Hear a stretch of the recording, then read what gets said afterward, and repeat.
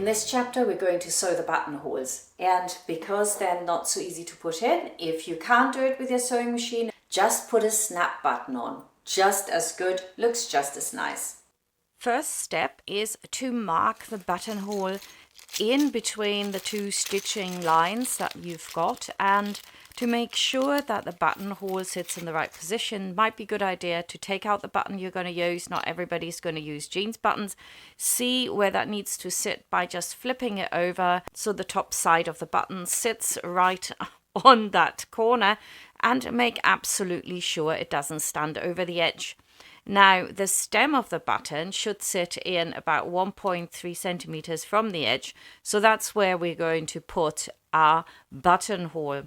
And now I'm just going to measure that out and put a line vertically down on that 1.3 centimeters.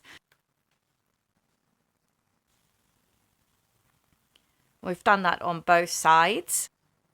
And then I'm going to do the center of that as well, and that may not be the center from the waistline up. So if you think from the waistline up to that second stitching line, the top one, that will be it. Now put that center marking definitely between the two stitching lines so that it's nice and even, and you'll get your buttonhole in the right position.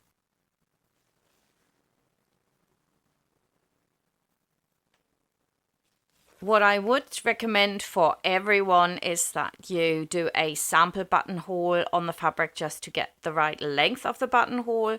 Now the buttonhole should be about 2 millimeters longer or even 3 millimeters longer than the actual button, so it fits through easily. There will be a space at the back of the presser foot where you can put your button into, and then it should come out as the right length, but sometimes the buttonhole is made much too long for it. So please do a sample buttonhole.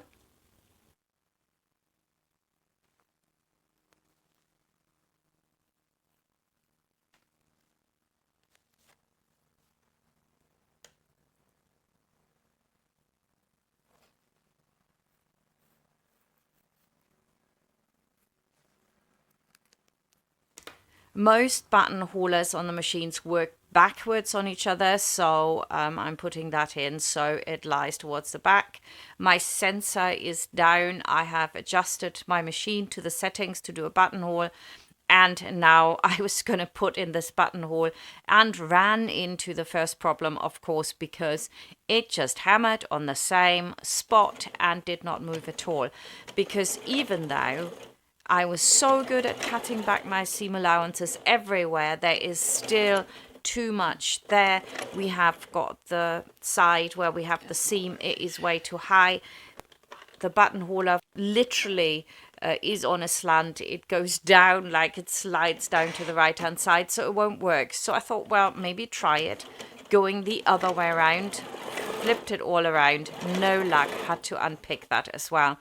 And so then I thought, well, let's put some fabric under that side, which you can see now where the plastic is, to lift it slightly, to get that bump. And one of my testers called it a bumper. I thought it was really cool, my bumper.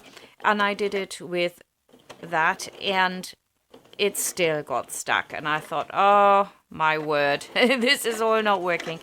I've unpicked the whole lot again and tried it again with more, and went over the whole lot, and as you can see, it stopped it again. So this time I went backwards again to the original position, and this time I put my bumper underneath the metal side of my presser foot and worked from there. And we now go to my original footage here to hear my reaction to this buttonhole.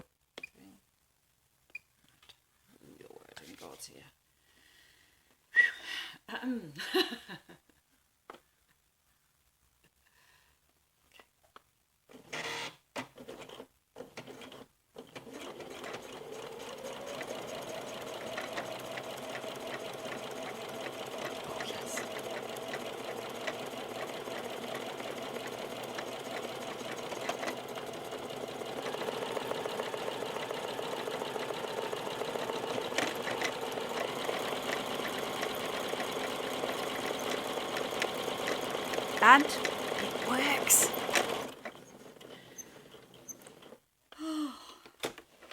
Hallelujah. So with that successfully in, it was such a relief. I put the other buttonhole in as well, and we can cut it open.